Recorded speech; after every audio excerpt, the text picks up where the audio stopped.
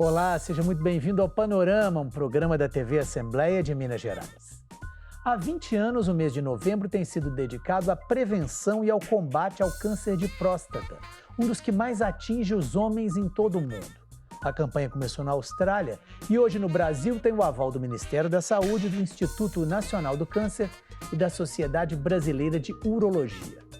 Aqui no país, cerca de 70 mil novos casos surgem a cada ano. O câncer de próstata é uma doença silenciosa, mas se diagnosticado precocemente tem grandes chances de cura. O Novembro Azul é o tema do Panorama que começa agora.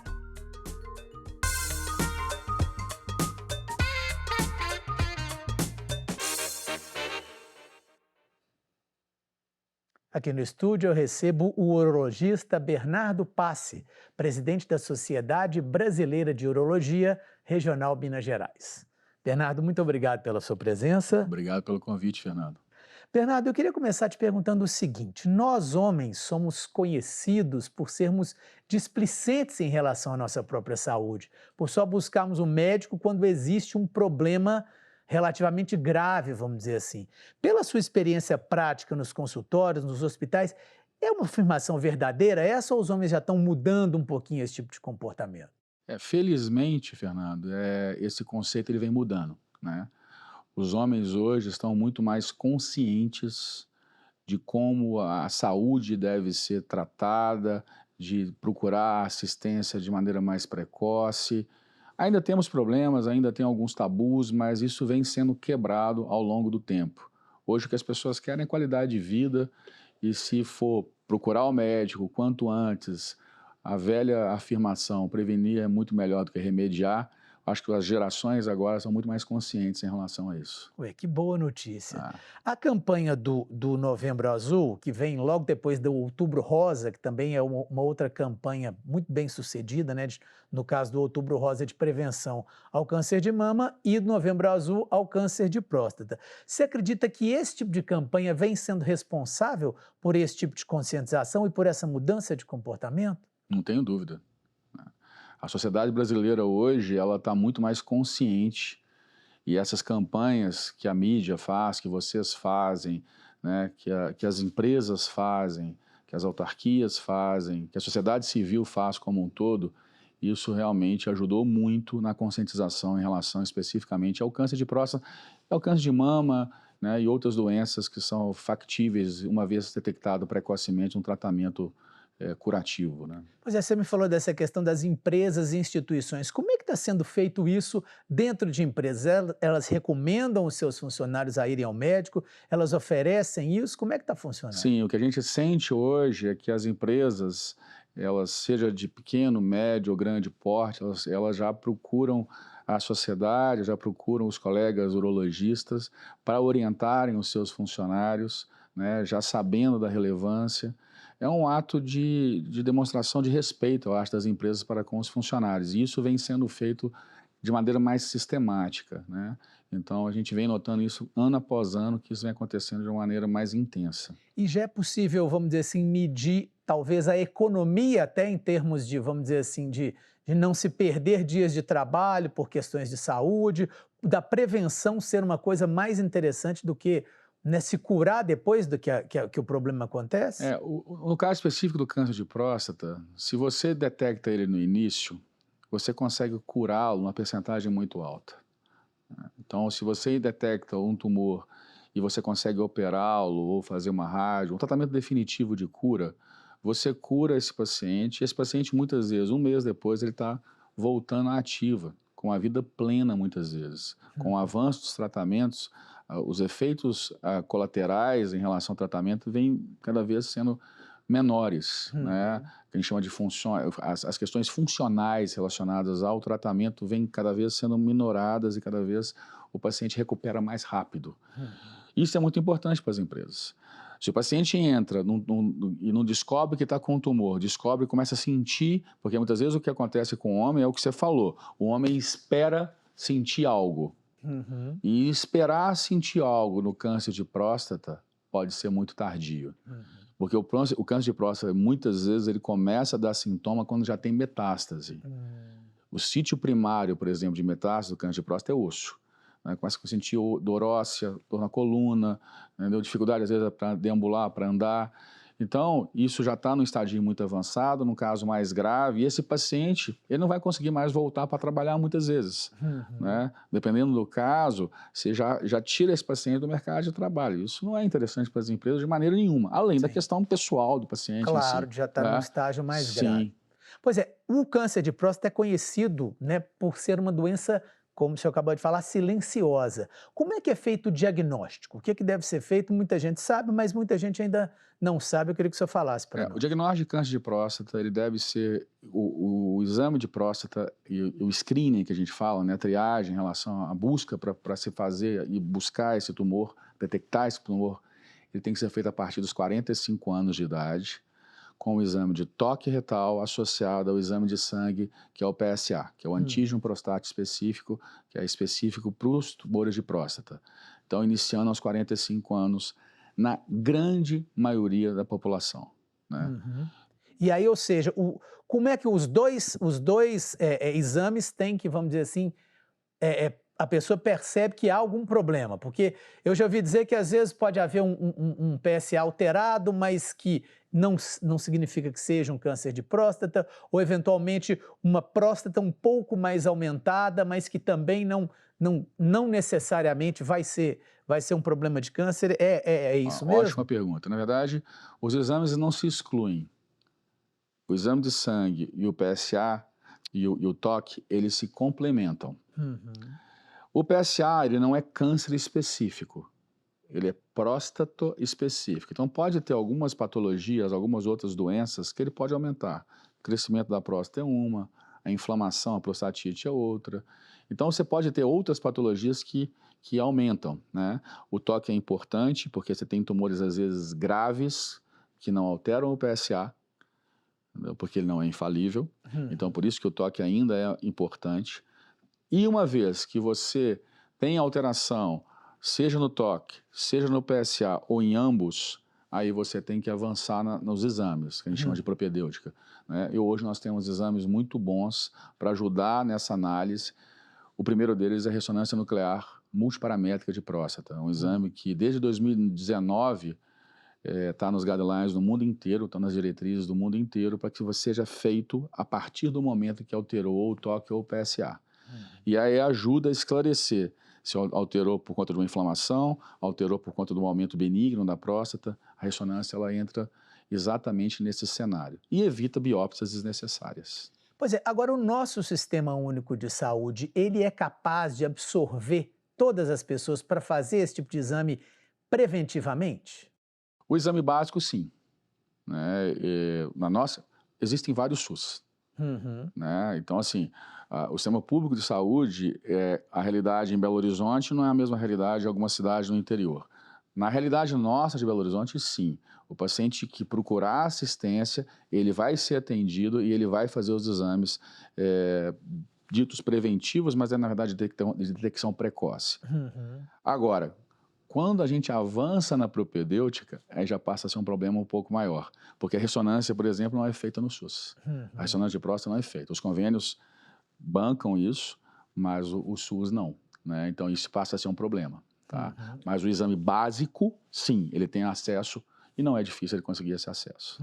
Perfeito. Bom, a gente queria ter uma ideia mais clara de como o câncer de próstata é uma das doenças que mais atinge, que mais mata os homens no país. Por isso a gente separou alguns números da doença para a gente ver. Veja só. O câncer de próstata é o segundo tipo de câncer que mais atinge os homens no Brasil, só perdendo para os tumores de pele não melanoma. São esperados 71 mil novos casos por ano no país. Em 2022, foram 16.292 óbitos pelo câncer de próstata, segundo o Ministério da Saúde, uma média de 44 mortes por dia. Em Minas Gerais, segundo o Instituto Nacional do Câncer, são esperados quase 8 mil novos casos no estado este ano. Nos últimos 4 anos, quase 6 mil homens perderam a vida em função da doença. 1.594 óbitos em 2020, 1.672 em 2021, 1.680 em 2022 e 892 óbitos até julho de 2023. Bernardo, a gente analisando esses números, fazendo uma comparação com outros números de alguns anos anteriores, eles permanecem relativamente estáveis. Isso é uma boa ou uma má notícia? Por que não diminuirmos e o fato de não aumentarmos, talvez, ter isso sob controle é uma boa notícia? Sem dúvida. Esse aumento que está tendo é um aumento discreto, né, que eu acho que tem muito mais a ver com o crescimento da população do que em si aumento da incidência. O tumor de próstata, ele é o tumor que mais afeta o homem brasileiro ocidental, na verdade, mais afeta o homem ocidental, tirando os cânceres de pele, né? Então, hoje, vem aumentando a incidência, mas a mortalidade, ela não está aumentando, né? Na verdade, essa mortalidade hoje, ela tem muito a ver com os cânceres mais agressivos, né? Os cânceres que são menos agressivos, que infelizmente é quase 80%, 85% das vezes a gente consegue tratar com muita segurança. A chance de cura no início, muitas vezes, é superior a 90%. Perfeito. Bom, a gente já está falando, você já colocou aí as chances de 90%. E os tratamentos? Você chegou a falar um pouquinho da questão da cirurgia, da questão da radioterapia, quimioterapia. Como é que funciona? Para cada tipo ou para cada pessoa é um tratamento diferente? Ou para cada estágio é um tratamento diferente? Como é que funciona isso? Para cada pessoa, cada vez mais a oncologia, a uro-oncologia não é diferente, ela vem individualizando cada paciente. A gente procura hoje, inclusive, fazer uma análise genômica de cada paciente, uma análise de cada célula tumoral, né, da preponderância tumoral da célula que está dominando aquele tumor, para você definir qual a conduta. Uma vez que detectado o câncer, se for um câncer que a gente chama de baixo risco ou muito baixo risco, você pode até mesmo só acompanhar esse paciente. É uma doença que ela tem uma evolução muito lenta nesses casos. Então você tem que pesar, tem protocolos de vigilância, a gente chama de vigilância ativa muito rigorosos, que você pode acompanhar esse paciente por 10, 15, 20 anos, porque o tumor vai evoluir muito lentamente. Mas isso tem que ser muito bem estudado. E você tem que ter uma certeza que você vai conseguir acompanhar esse paciente de perto. Isso tem que ser muito conversado com o paciente também. Então, essa é a primeira opção. Uma vez que o paciente, junto com os médicos, eles optem por um tratamento definitivo, por várias questões, e aí você tem a cirurgia e a radioterapia como tratamento definitivo. A cirurgia, você tem algumas modalidades. Vem evoluindo, né? Na minha casuística, por exemplo, hoje a gente faz muito mais cirurgia prostatectomia robótica do que a cirurgia laparoscópio aberta. A aberta a gente nem faz mais. Ou seja, explica melhor o que é isso. Uma é mais invasiva, outra é menos invasiva. Exatamente. À medida que a gente está evoluindo com a tecnologia, né, a gente vem preservando mais estruturas nobres durante o procedimento cirúrgico, né? Então as consequências que eram consequências ainda existem, mas elas vêm diminuindo no caso do tratamento cirúrgico, tais quais incontinência urinária, impotência sexual. Isso com as formas menos invasivas de cirurgia, você consegue visualizar melhor, você consegue preservar melhor nervos, músculos, etc. E com isso o paciente tem uma recuperação melhor. Tem menos dano a ele. Né? Ao mesmo tempo, optando por radioterapia, também você tem um avanço nas máquinas também de radioterapia, com resultados bons também, né? Se não são iguais à cirurgia, são parecidos, não são tão eficientes a longo prazo, mas são resultados bons. Tá? A cirurgia hoje é o padrão ouro, é o que responde melhor ao tratamento definitivo.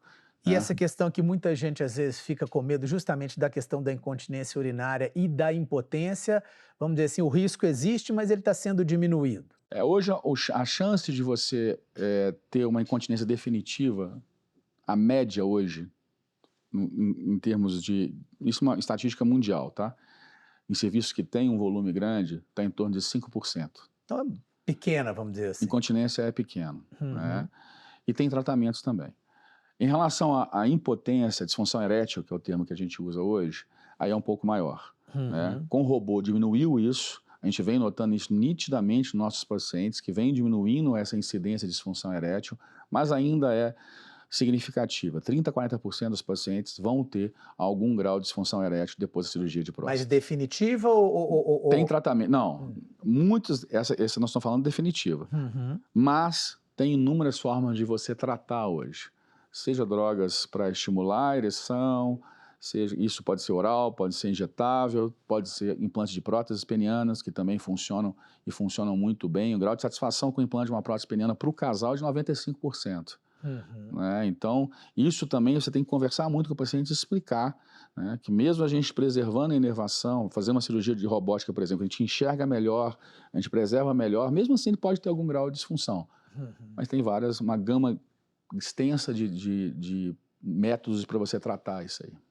Pois é, durante a pesquisa para a realização desse programa, a gente encontrou uma certa divisão de opinião entre os médicos em relação aos exames de rastreamento. Alguns defendem que realmente esses exames são necessários, mesmo sem nenhum sintoma, justamente por questões de diagnóstico precoce. Agora, um outro grupo também acredita que, às vezes, fazer rastreamentos ou exames demais pode, às vezes, trazer mais malefícios do que benefícios para o paciente. Essa pergunta é muito boa. Em que ponto que a gente pode explicar isso para quem está nos assistindo e que vai precisar, eventualmente, consultar o médico para isso? Isso é uma discussão que foi levantado. 3 grandes trabalhos no mundo foram feitos para avaliar. Essa é uma pergunta muito boa. Bom que você tocou nesse assunto. 3 grandes trabalhos foram feitos no mundo para avaliar se realmente o screening, a realização dos exames preventivos, como a gente está estimulando agora no Novembro Azul, ele era importante. O maior deles chama ESPC, que é um estudo europeu com mais de 160 mil homens, e esse estudo foi francamente favorável a você realizar o screening com PSA, o screening com toque, e a partir daí evoluir se tiver alguma alteração. Então, esse estudo mostrou uma chance de você evitar morte relacionada ao câncer grande. Tá? Ordem de 35% se comparar ao grupo de controle que não fazia rastreamento. Teve um estudo americano, que esse estudo americano chama PLCO, é um estudo que não era só de próstata, avaliava outras coisas, pulmão, ovário, cólon. Esse estudo, ele chegou a uma conclusão, ele saiu, os primeiros artigos começaram a sair em 2010, 2011, até que em 2012, a WESC Task Force, que era um órgão não governamental americano, soltou uma normativa falando que não haveria vantagens de fazer o screening. E isso causou um alvoroço muito grande no mundo na época. Os europeus, as outras sociedades do mundo não concordavam, e um dos motivos é que esse estudo foi muito mal feito. Né? Esse estudo envolveu mais de 10 centros americanos, mais de 79 mil homens, mas ele tinha alguns vieses incrivelmente assim, grotescos. Um deles, a maior parte dos pacientes do grupo controle haviam feito PSA. Isso é um grau de contaminação absurdo. Outra coisa, a gente sabe que negros americanos têm uma incidência maior de câncer de próstata. E esse estudo quase não tinha negro americano nele, era praticamente brancos americanos. Então existiam várias críticas a esse trabalho. Depois teve um estudo escandinavo, que a Escandinávia tem muito câncer, e também mostrou uma chance de cura, né, evitar a morte, câncer relacionado muito grande. Então foi francamente favorável a se fazer o screening. E aí começou a acontecer nos Estados Unidos, nesse período que foi de 2012 a 2018, uma coisa que acontecia nos Estados Unidos e no mundo antes da era PSA. Começou a aparecer muitos pacientes nos consultórios com metástase óssea, procurando porque estava com dor na coluna, procurando porque não conseguia andar, não conseguia urinar. E aí voltou um cenário que existia antes, nos anos 90, nos anos 80, antes do PSA, porque os homens deixaram de procurar assistência. E aí começaram a detectar o tumor quando começaram a sentir sintomas. Tanto é que, em 2018, esse mesmo órgão soltou uma normativa, tirou do D, passou para C. O que ele quis dizer, na verdade? Bom, realmente não dá para a gente proibir o screening, porque alguns grupos populacionais se beneficiam. E mudou isso aí. E o que ela fez, na verdade, esse órgão, foi passar para cada urologista, cada hospital, cada sociedade, em última análise, para todos nós, a decisão do bom senso de se fazer ou não, porque a coisa começou a ficar feia por lá. Né? Mas isso não existiu aqui. Né? Ainda tem colegas de outras áreas que ainda, não sei por que motivo, ainda defendem, mas os trabalhos são quase hoje em dia uníssonos em dizer a prevenção ou a detecção precoce, ela é muito importante. previne milhares de mortes câncer relacionadas. Pois é, a gente está caminhando já para o finalzinho, falando em prevenção, além, claro, dos exames, do diagnóstico, o que mais que os homens podem e devem fazer para evitar o câncer de próstata, né? Vamos falar aqui um pouquinho aquelas coisas que muita gente sabe, mas que eu acho que é importante a gente repetir. Isso assim, como todo câncer, né, como muitos cânceres, melhor dizendo, o câncer de próstata não é diferente. Então tem algumas formas de você ter uma vida saudável, de tomar algumas medidas alimentares, né, que vão ter uma ação protetora em relação ao câncer de próstata. Uma dieta rica em gordura é muito nociva. Tanto é que os países na Europa, por exemplo, que têm maior incidência de câncer de próstata, são exatamente os que se alimentam, os países escandinavos, por exemplo, uma dieta muito rica em alimentos gordurosos, até por questão de clima, hábitos, etc. Então, evitar a gordura. Cigarro também é nocivo em relação à próstata. Não é como garganta, pulmão, bexiga, estômago, esôfago, etc., mas é muito importante também. Então, o cigarro é nocivo, assim como em vários outros sistemas, o cigarro também é nocivo. Hábitos de vida saudáveis, sim, a gente deve evitar a obesidade, ter hábitos de vida saudáveis, atividade física regular, isso também tem uma ação preventiva já, uma ação preventiva já devidamente documentada, vamos dizer assim. Então, se você procurar ter uma alimentação balanceada, rica em antioxidantes, saladas, etc., você vai começar a ter uma chance de diminuição desse câncer de próstata de você. Perfeito. Bernardo, eu queria agradecer muito pela sua entrevista. Tá, foi um prazer. Tá. E o Panorama de hoje termina aqui. Você pode acompanhar os principais trechos dessa entrevista no podcast do Panorama, no portal da Assembleia ou nos principais tocadores de áudio do país. Muito obrigado pela sua audiência e até o nosso próximo programa.